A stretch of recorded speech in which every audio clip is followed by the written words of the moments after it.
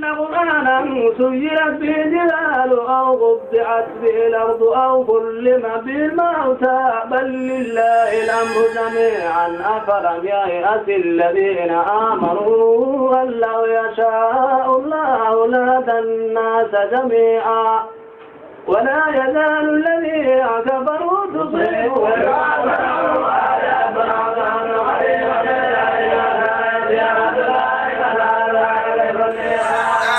سيرت به الجبال أو قطعت به الأرض أو كلم به الموتى بل لله الأمر جميعا أفلم ييأس الذين